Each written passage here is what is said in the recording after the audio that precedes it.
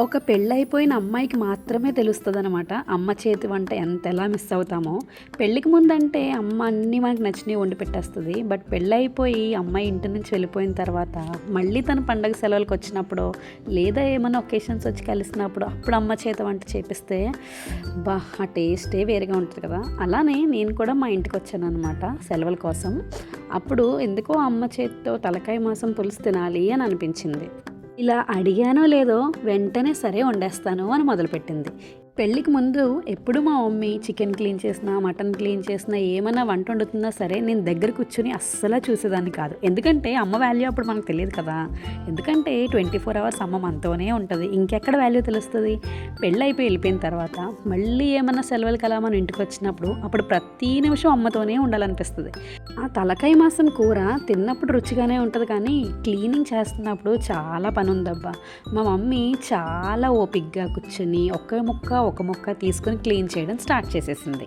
ఈ అమ్మలకి ఇంత ఓపిక ఎక్కడి నుంచి వచ్చేస్తుందో కదా. పిల్లల కోసం అంటే ప్రతి తల్లి అంతేనేమో.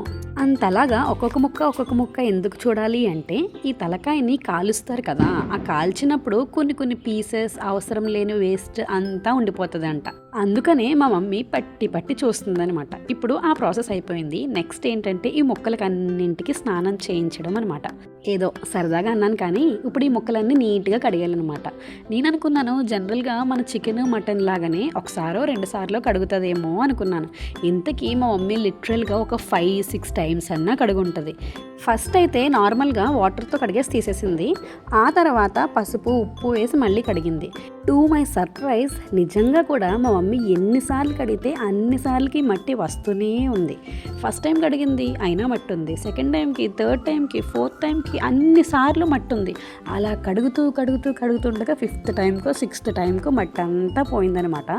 నిజంగా అంత క్లీన్గా శుభ్రం చేయకపోతే ఆ మట్టి మన పులుసులోకి వచ్చేస్తుంది కదా అని అనిపించింది నాకు. నేను మా మమ్మీని అడిగాను అనమాట, అసలు ఈ తలకాయ మాసానికి మట్టి ఎలా వస్తుంది అని చెప్పి. అప్పుడు మా మమ్మీ చెప్పింది, తలకాయ మాసాన్ని బాగా కాలుస్తారు కదా, ఆ ప్రాసెస్లో మట్టి వచ్చేస్తుంది అని చెప్పి. ఇక్కడ మా మమ్మీ ఫస్ట్ పసుపు ఉప్పు వేసి ముక్కుకి బాగా పట్టించిందనమాట. తర్వాత వెంటనే వాటర్ వేసేసి వెంటనే కడిగేసింది. తర్వాత నుంచి నార్మల్ వాటర్తోనే కడిగేసింది.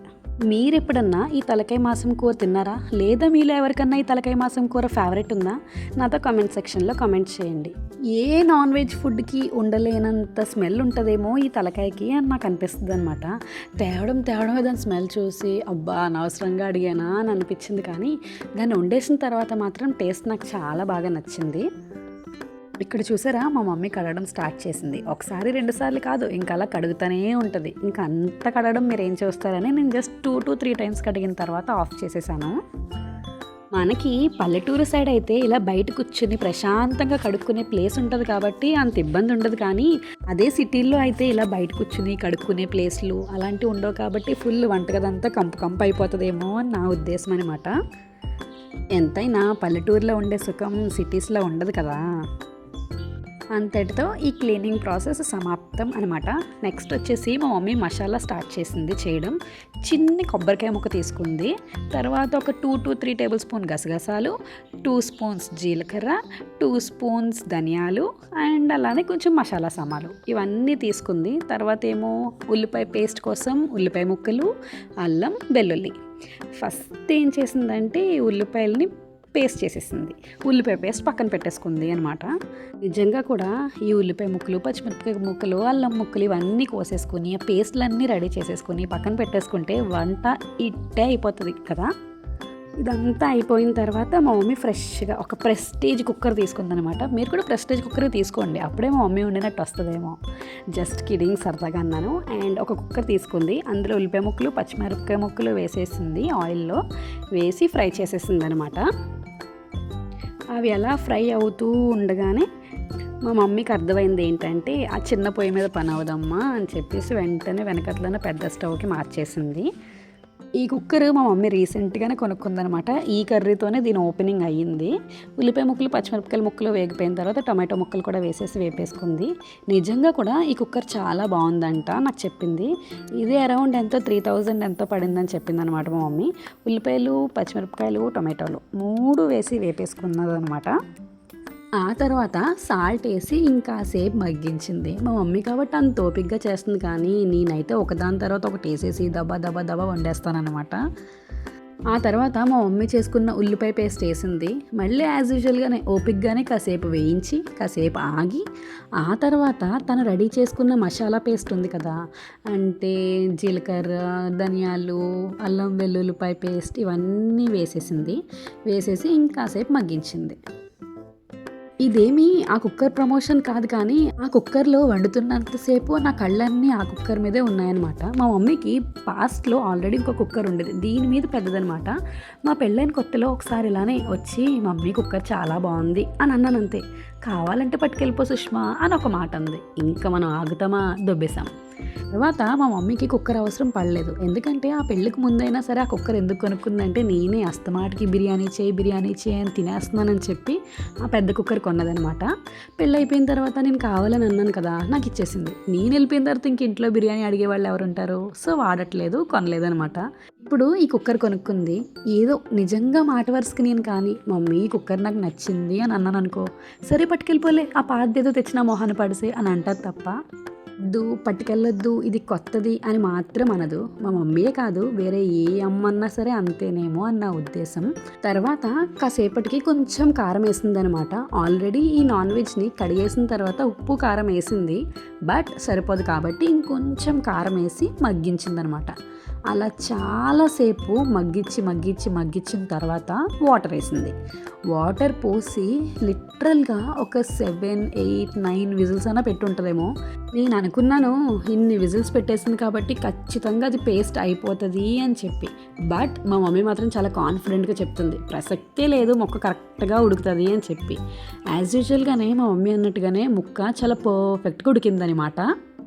అమ్మ చెప్పిందంటే ఇంక అందులో తిరిగి ఉండదు కదా. ఓకే, ఆ కుక్కర్ విజిల్స్ వచ్చేలోపు మనవరాలు అమ్మమ్మ కలిసి కరివేపాకు కోసుకుందామని వెళ్ళారు.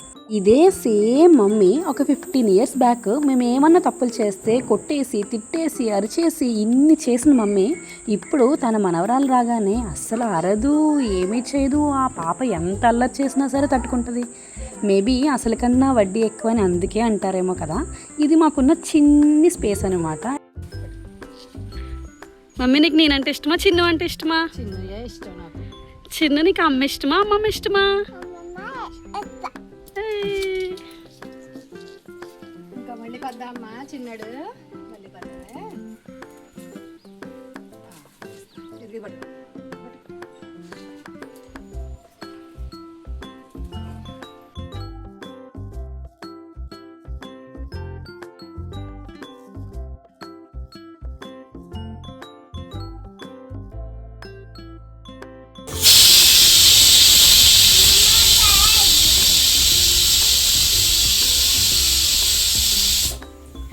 ఆ మొత్తం కూర పర్ఫెక్ట్గా ఉడకడానికి 7 to 8 విజిల్స్ పట్టాయన్నమాట. అప్పుడు కానీ ముక్క పర్ఫెక్ట్గా ఉడకలేదు.